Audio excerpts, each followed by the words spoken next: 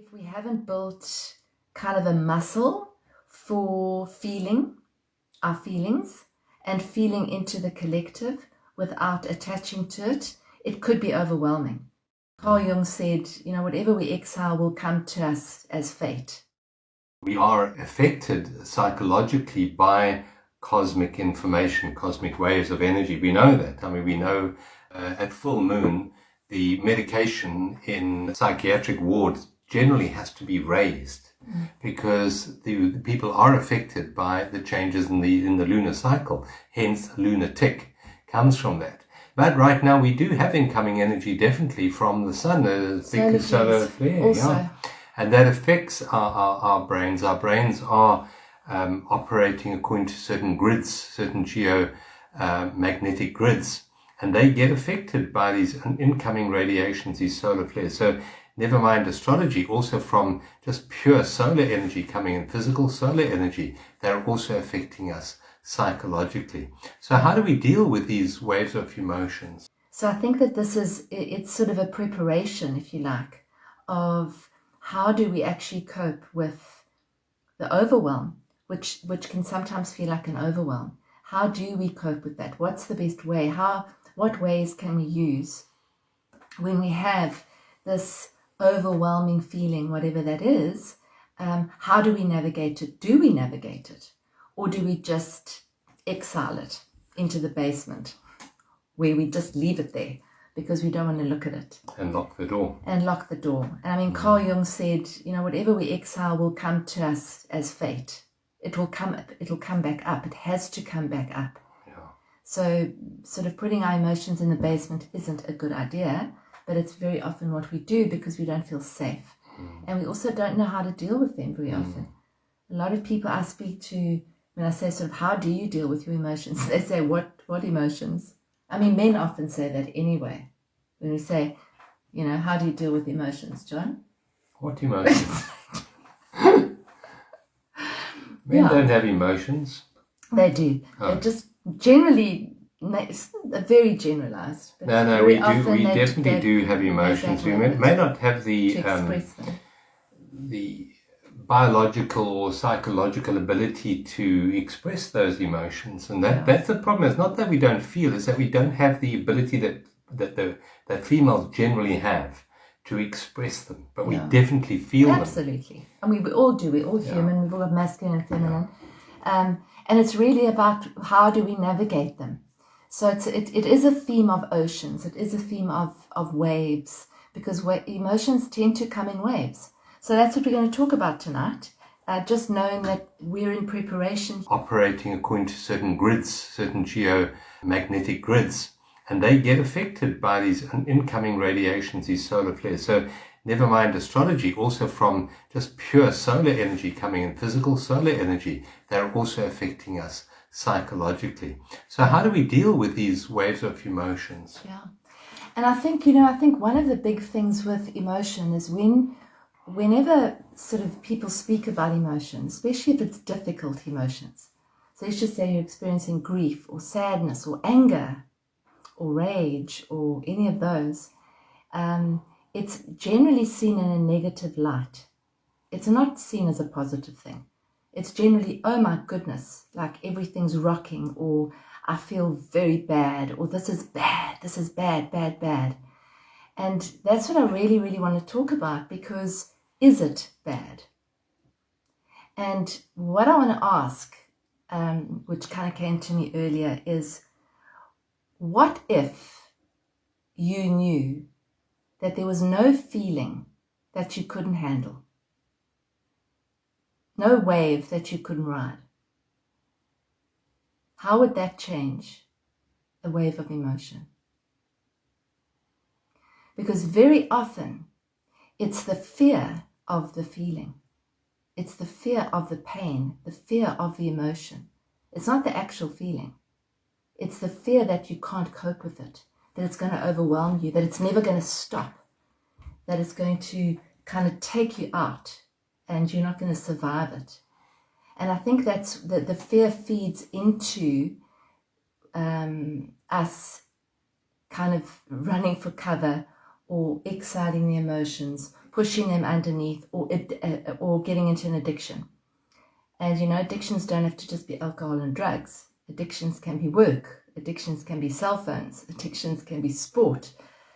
Any addiction which takes you away from what's actually happening, it's an addiction. Anything that takes you away from it. So I'm going to ask that question again. How would you be if you knew that there was no feeling that you couldn't ride? No wave of feeling that you weren't capable of riding? And I think that's a really big question to answer for yourself. Because in that, if you knew that, it's very possible that you wouldn't be fearful of the emotion. And then you could let it be the way it is and ride it like a wave, because it is a wave. And waves come and waves go. Waves don't stick around. They come and they go. I was married to a surfer, and he used to say, you're either surfing a wave and you're riding the crest of it. So if you see that as an emotion, you riding this wave with joy and abandon and openness and feeling free and feeling liberating and feeling amazing. He said, and when you're riding that crest, you know that at some point that wave's going to come down. You might get dumped, you might not, and you're probably going to have to swim out again to catch another wave. And then there's going to be paddling like mad to actually catch the other wave. And then there are going to be times in the middle where you might just be sitting there, where nothing's happening. Everything's just quite static. That's the waves. We are energy. And emotion is energy in motion. That's all it is. If you take the judgments out of it, and you take the censorship out of it, and the rights and wrongs out of it, it's simply energy that needs to move.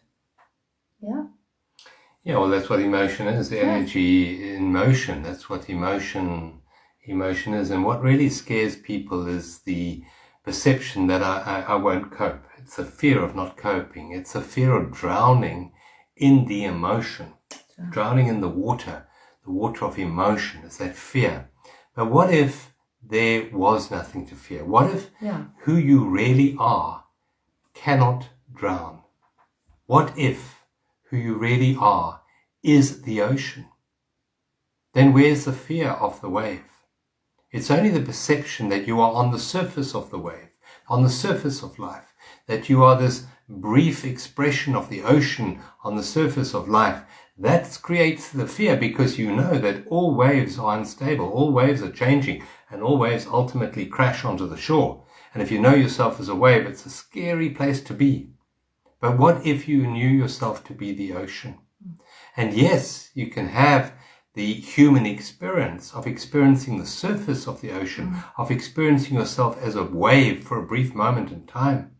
And I think we're meant to experience that with the depth and with the full bouquet of all the emotions that being on the surface of the ocean will give us.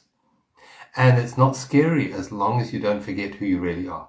As long as you don't forget that you are the ocean. You're that beautiful depth of ocean, that stillness that sits undisturbed by the waves on the surface of the ocean. As long as you're able to maintain a certain level of what's called awareness of your true beingness while you are experiencing the emotion, there's no problem. The emotion will come through you. You will experience the emotion. You don't resist the emotion. You don't suppress the emotion, but you also don't hold on to the emotion, because you're not that which is on the surface of the wave. You're that which is witnessing the surface of the wave. And as such, emotions are just then to be experienced, but they're not to be feared. And in giving up the fear, we don't have that anxiety associated with drowning in that emotion, because we know that this too will pass. Yeah, it's the witnessing presence, really, to know that you're the ocean, which is the witnessing presence. And you can witness the emotion without identifying with the ocean. Yeah. So you could say, for example, I'm feeling, just reading here Elmarie's comment, I'm feeling overwhelming sadness for the victims of the war. But you're not overwhelming sadness. That's not who you are. You're just feeling it. So the feelings are going to come and the feelings are going to go. And you're the witnessing presence to witness those feelings, to kind of hold a space for those feelings. That's what the feminine does. That's what feminine energy does. It holds a space. And if we can hold emotion without judgment, without censoring it, without saying this is bad, this is right, this is right, this is wrong, it takes the fear away from it. It takes the rightness or wrongness away from it. So you're feeling sadness. So feel it. Don't censor it. Allow it to flow through you. Because if we hold a space for it, and we're able to actually breathe through it and bring awareness to it and be that witnessing presence of the ocean, it will move through usually much quicker. I think they're much longer waves of emotion, like very much grief. Grief's a longer thing. It's often a longer journey in terms of it might revisit. But each wave of grief you're able to ride, and then it dissipates, and then there might be another wave of grief. Or if you compare that to maybe something that comes in quickly and sharply, and it's a feeling like sudden anger, and it's gone within a second or two or a few minutes. It's not to judge it though, because we are learning how to be human. We're learning. We're energetic beings learning how to function in this body. And we're going through huge stuff on this planet right now. Huge stuff on every level. And we're learning how to deal with it. And it's to have compassion for ourselves through this as well. Because it's big energy, very, very big energy. And some people are more sensitive to it than others. It's just the way it is. If you're one of those people that are more sensitive, then that's just the way it is. It's not wrong. No. And I'm also going to suggest that while we are here learning to be human, learning what it's like to be human, learning the contrasts of the human experience, the depth of, for example, sadness, or the joy of something new, something arriving. And we're meant to experience that contrast, and that's all beautiful. But at the same time, it's not to drown in it. And the way of not drowning again is to know that you are unconditional consciousness experiencing the human journey. You are awareness experiencing the ups and downs of emotions. The problem comes in with emotion is when we attach a story to the feeling. Now, feelings are meant to be felt. They're meant to be fully experienced. But what we do is we create a story attached to that, and then we regenerate the story in our mind with repetitive thoughts, or the media is doing it to us, refeeding certain emotions. Emotions must just wash through you like a wave. And if it's there for more than a minute or two, then just know that there is a repeating story going on in the subconscious mind that's feeding that, or the media is continually feeding that. I mean, that for example, we saw the one comment there about the war victims. And that's generated generally the awareness of the war, which is terrible. War is terrible. Always. But that's generated by a focused media. I mean, for example, today, infinitely more men, women, and children, particularly children, suffered and died today from malnutrition. Malnutrition, infinitely more than any war victims. And yet that isn't addressed at the moment by the media. Now, why is that? So just be aware of how we're being manipulated from an emotional point of view for a particular agenda by the media, for example. Are they your thoughts, or are they being given to you? Are they your thoughts, or are they being fed to you? And just to be aware at another level that when we feel an emotion, It's our emotion. It's our feeling. So if we're feeling sad, it's my sadness. It's my sadness. And if it's my sadness that I'm feeling, then I can heal it as well. Because me feeling sad, yes, it's the human experience, it's part of the human journey, and it's good to experience those emotions. But at the same time, that doesn't help. The sadness in you isn't an energy that helps feed those that are dying of hunger today. It doesn't do that. It's not that you don't feel it. You do feel it, but while you're feeling it, you don't feed it with more thoughts that keep you in that vibration. Because in truth, the vibrations of peace, for example, within you, do radiate out into the world and do change the morphic field out of which future arises.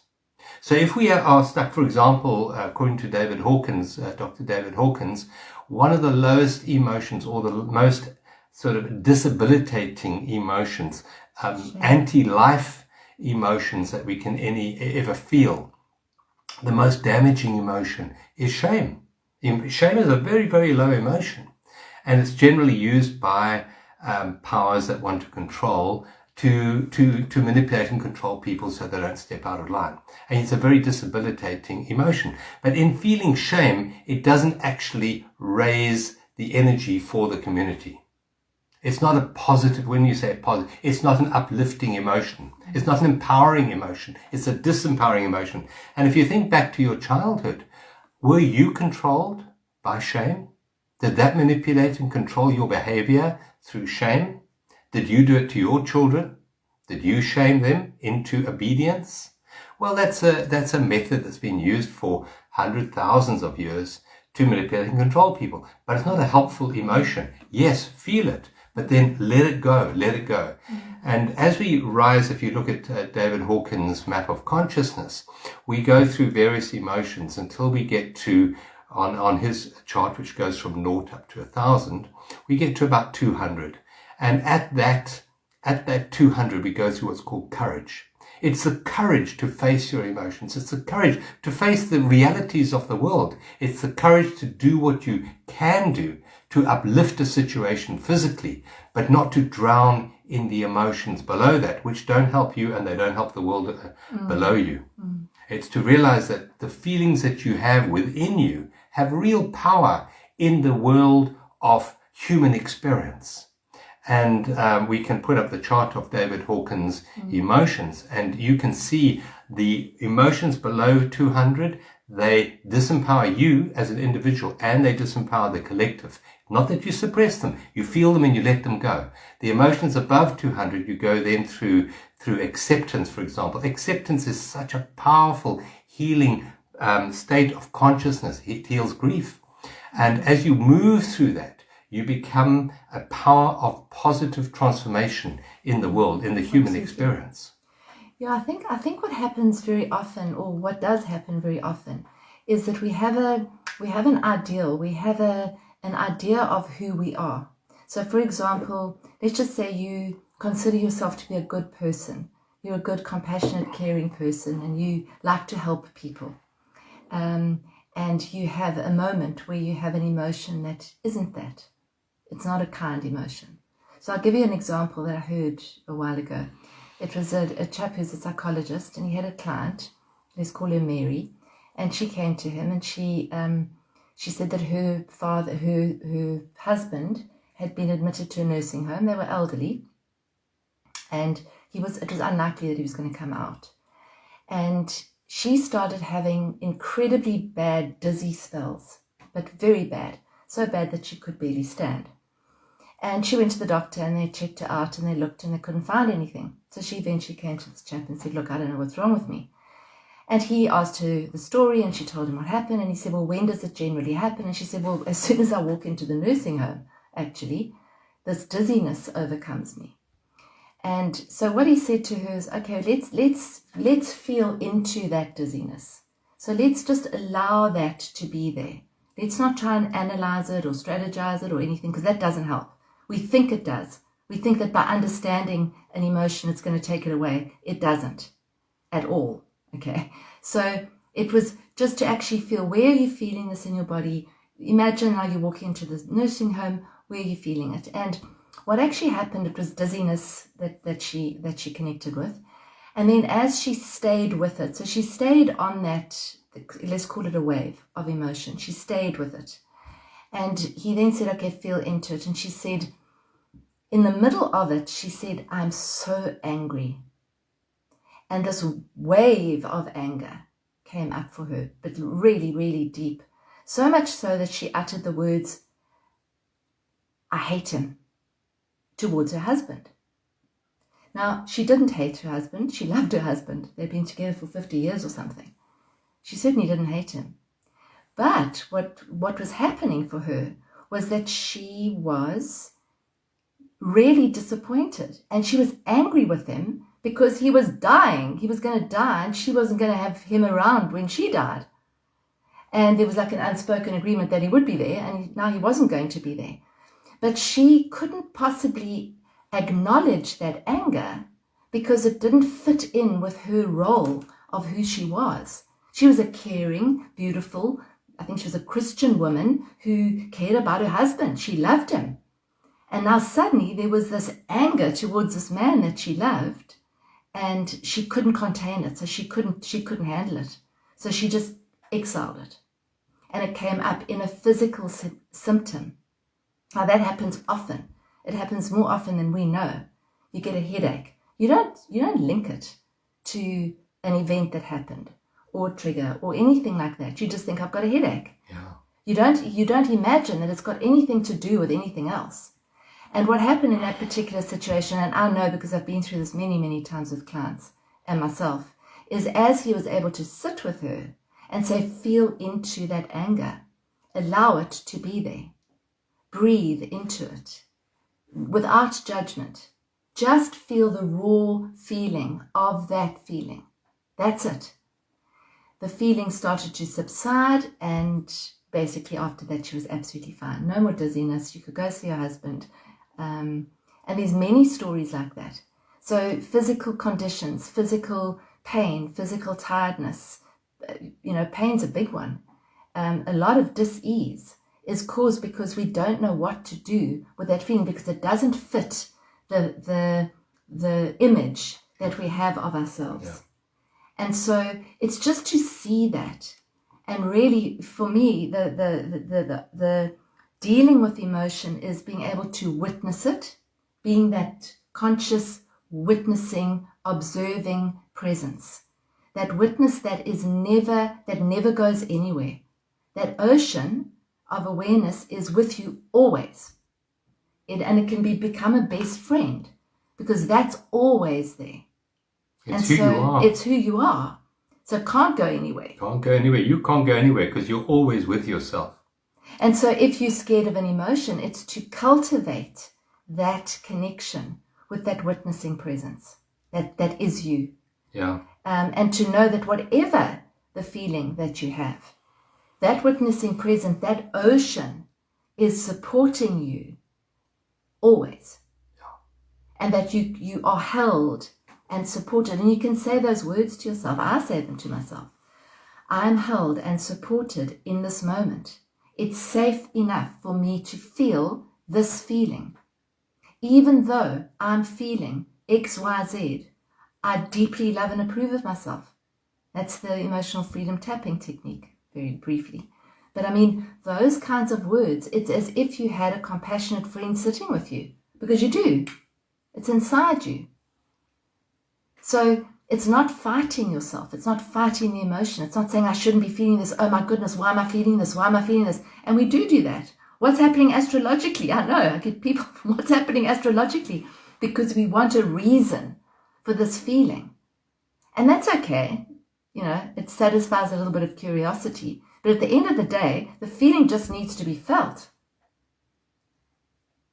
And can we hold a space for it? Because if we can, if we know, as I said in the beginning, if there's no feeling that we can't feel, if there's no wave that we can't ride, then where's the fear? Because the fear comes from the fear that I'm not going to be able to cope with this. Okay? It's going to overwhelm me and I'm going to dissolve into a puddle and I'm never going to get up. That's where the fear comes from. I mean, that feeds into it, and then we push that emotion away. And then it comes up.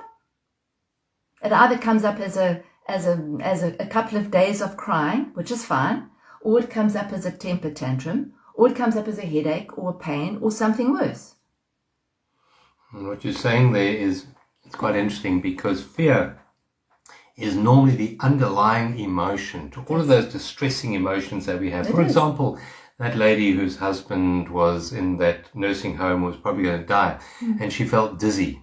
And when the counselor went into it, she discovered that she was actually very, very angry at him leaving her. How dare he leave me? Right. He's been my rock my whole life. He was supposed to be there for me.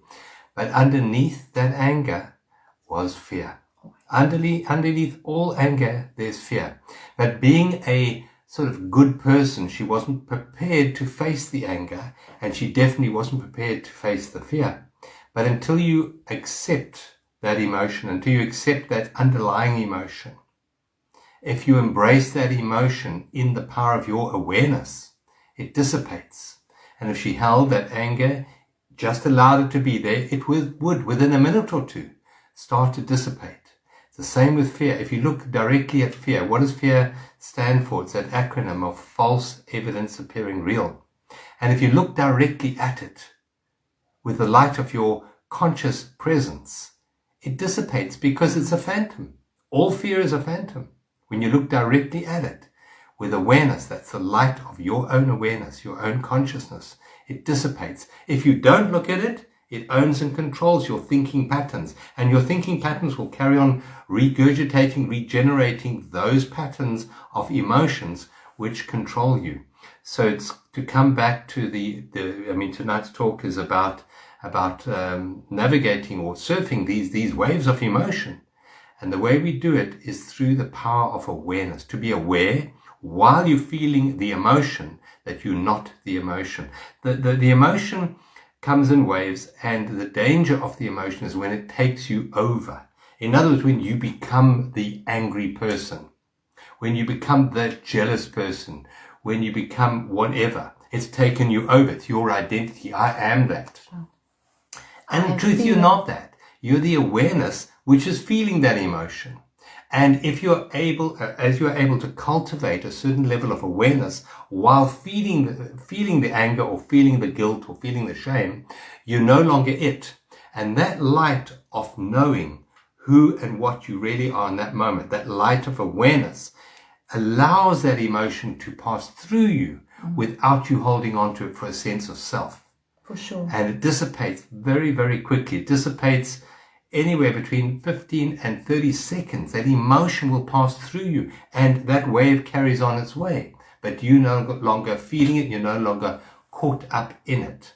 So that's really the awakened path that we're on, the awakening path we're on. It's not to suppress the emotion, to fully feel the emotion, but not to gain a sense of self from that. To bring it all up into the light of awareness. To bring it into the light of awareness. That's all that needs to happen. And feel what you feel, and allow it to be there without the mind coming in and telling you that it should be different. Yeah. Because that's where our suffering comes from. The mind comes in and says, you should not be feeling this. This person, Linda, shouldn't be saying this to me. Because this person's hurting me so badly with words and emotions in my face. I'm just quoting Linda. So this person's hurting me so badly, they shouldn't be hurting me. If you can take yourself into that witness space, in that very moment, you can bring yourself into your breath. Now, it's not saying that you're not feeling hurt. You are feeling hurt. But if you can bring yourself into the witness and say, this is happening. I accept that this is happening. Feel the feelings that you're feeling. It's not easy, but there's a reason why this would be happening so that you can actually navigate this. We're being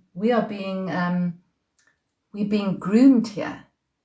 This planet's going to be, we're going to be seeing a lot more suffering on this planet. And I believe that we will need to be a lot more capable of dealing with it. A lot more resilient. We need to be more resilient. We are. John and I have been saying this for a year. This is 2 years. It's about building our resilience. Resilience. All of us are doing it. None of us know how to do it. We're all learning. We're all learning this human journey. But to be more resilient. So if someone's in your face and being really nasty, that's an opportunity to say, can I be fully present for this? Yeah. It's not easy, but can I be? Yeah, and in that moment, Linda, so if you're walking down the street and let's just say there's someone lying in the gut and he's had a few too many bottles of cheap wine today, and he swears at you as you walk past, and he shouts up some obscenities at you and really insults you, and you walk past him, what do you feel? Do you feel anger towards him? Do you feel hurt about what he's just said to you? Or do you send him some empathy and compassion because he's not very well, he's a bit under the weather, and there might be a little bit of humor in you at these silly words that he's throwing at you because they're not true. They're not true at all. Now, why is that different to this situation? Now, the difference is that you've taken it on board. You have taken those words and you have created the hurt inside you. Those words never hurt you. That's the absolute truth. The words came at you. You took them in, you interpreted them, you internalized them, and you created the hurt inside you. And I know this might sound harsh, but the truth is that we hurt ourselves through the interpretation and through the personalization of those. And we, quite often when those buttons are pressed, it's because we had the button. We had the button. We had the sense of vulnerability to what they were saying. That drunk person lying in the gutter at the side of the road and he spewed out those words at you, they didn't touch your buttons. You didn't take it on board. You didn't accept those insults. They're not mine. They're his problem. But with other people, we do take them on board. But that, as we become conscious, as we become more awake, we realize that I am doing it. I'm taking it on board. I'm creating those feelings of hurtfulness within me. I am doing it to myself. And that is what awareness does. It allows you to see what you're doing to yourself. Those words, they're not very pleasant, and we can choose to walk away and not receive those words anymore. But we do it with awareness, we do it with love, and we do it with empathy, and we do it with compassion. Because let's face it, if someone were fully awake, if that drunk guy was fully awake and conscious of his own magnificence, he wouldn't be sharing those hurtful words to you. That drunk person wouldn't be swearing at you or saying those obscenities. He wouldn't do it. The reason he's doing it is because he's unconscious, partly unconscious. He might be physically awake, but psychologically, he's actually very much under the influence of alcohol. So it's in that moment to know that if you are receiving words that are perceived of as unkind from someone else, they're giving it to you because they are not aware. They're not awake. They are in their pain body normally. And that means that they are slightly insane in that moment. And we don't feel anger towards insanity. We feel compassion. We feel empathy. And we can then possibly from our heart envelop them in some form of healing energy because they need healing in that moment. They need help. They need love. They don't need us to pull back from them. They need us actually to send them some sort of empathy, compassion, love, caring. The other thing that you can just do, which is also quite a useful tool and quite effective, is when you're in the midst of being upset about something, whether it's somebody in your face or whatever's happened, is just to ask yourself, if you have the presence to do that in the moment, is to say, which part of me is upset by this? Because it's not the witnessing part. It's not the divine you witnessing ocean of awareness. That's not upset. Really not. It's the ego part. It's the part of us that has a whole lot of ideas about ourselves. And those ideas are being shattered in that moment by somebody who's telling you that you are these things. So to just, it kind of gives space. It's a little bit like saying, I am feeling this. I am not it. So I'm feeling sadness. I'm sad. There's a little bit of a space there. And to ask, which part of me is actually feeling upset by this? And sometimes when you're able to do that, you're able to actually get distance from it because you're able to see it. And that at that moment, as John said, you might leave the room. Or you might say, I'm leaving the room. Yeah. I feel that I need to leave now. So there's options there. And then as you leave that situation and you've said, which part of me is hurt by this? And then give that part some love. Absolutely. Give that part of you some compassion. Embrace that part of you in your healing energy. Because that part of you needs healing. That's the part. The part of you that's hurting needs healing. Yeah, and that's the part that you can invite your inner child in with you. You can invite you as a little girl in to sit on your lap and say, what do you need right now? Where's it hurting? Yeah. As if you were a little girl. Yeah. It's really hurting. It's really hurt my heart. Okay, let's really feel this. You can cry. It's okay if you cry. Yeah. So then that's the healing of it. Yeah. Is to feel it. In the moment that somebody's doing that, you can leave if you have the opportunity to.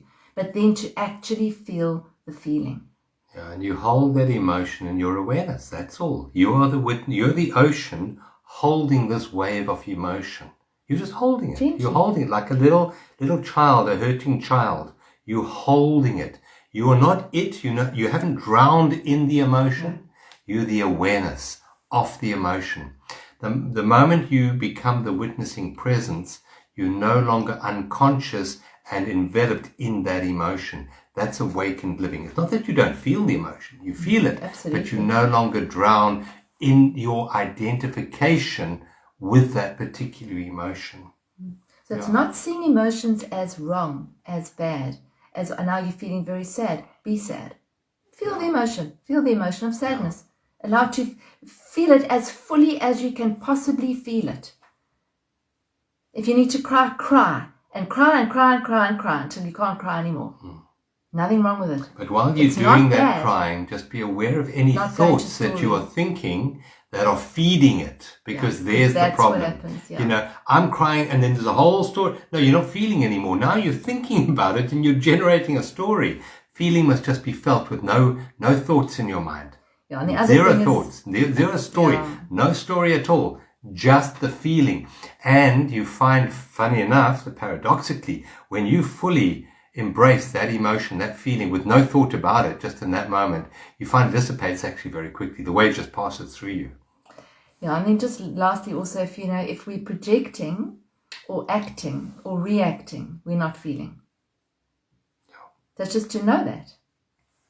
So you're reacting, you're defending, if we're doing any of those things or projecting our own anger or whatever it is back at the person, which is perfectly human response, but we just got to know that while we're doing that, we are not feeling it. So therefore we are not healing it. Yeah. So you can't heal something when you're projecting it because you've outsourced it. You're now no longer feeling it. You've just done that. Yeah. So it's just to know that. And as soon as you can, you go into your own space and feel what you feel. So a few little things there. No judging.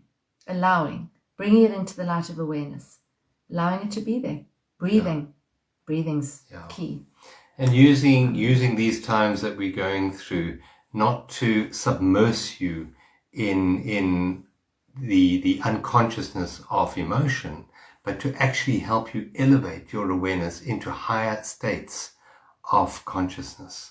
And the higher state of consciousness is always love, empathy, compassion. Always there. So we always moving in there while feeling the emotions, washing over them, but use these challenging times to help you step more and more and more into your authentic being, which is the ocean. And what if this emotion that I'm feeling is exactly the emotion that I need to be feeling right now? And what if this is part of my healing? Oh, okay. All of a sudden, it's not so bad. And it is this is part of my healing. Yeah. This is teaching me how to open. It's teaching me how to be one with the ocean. It's teaching me non-resistance. So maybe it's not a bad thing that I'm feeling this deep feeling because it's clearing. And emotion, tears clear things. Yeah. Emotion, water washes away what is no longer necessary. And this is what this is. This is a washing away of what is not needed anymore. You can wash it away. You can allow it to move through you and away. Like the weather. Yeah. You know, it's rainy and then it's sunny. It's rainy and that's what emotions are like. Yeah. Thunderclouds. Oh, sun. Oh, a little bit of rain. But we don't get freaked out because of the weather, generally. No. So can we be the same? Can we hold that space for our feelings too? Yeah. They're like weather. We haven't got much time to do a check Yeah, out. we'll just to remind you, if you enjoy these satsangs, then please join our Inner Space support group, where we give 2 Zoom live get-togethers every month, a meditation, and a wonderful online support group for all of those who are going through some rocky times at the moment. Thank you for being with us tonight. Let's just choose a card, shall we? Shall I choose tonight? Okay. Got a big pack of cards here. I'm going to choose a blue one. As I live more in presence, so I live in the magic of synchro destiny. As I live more in presence, so I live in the magic of synchro destiny. So I'll photograph that and I'll put that up on the Facebook page, and we can use that in the week ahead to guide us back into centeredness. Synchro destiny is when we recognize the magic and perfect flow of life in this moment. No matter what we're feeling, no matter what we're experiencing, we live life with the flow of life. Thank you for being with us tonight. Please let us know how you're feeling now. Yeah. Any comments, please put them down in the comments box. Section. Yeah. Thanks, everyone. Thank you. And our website is journeysofawakening.com, and you can join our Inner Space group by clicking the top tab in the website. Thank you. Love you all. Thanks, God bless. Everyone. God bless. God bless. Love you lots.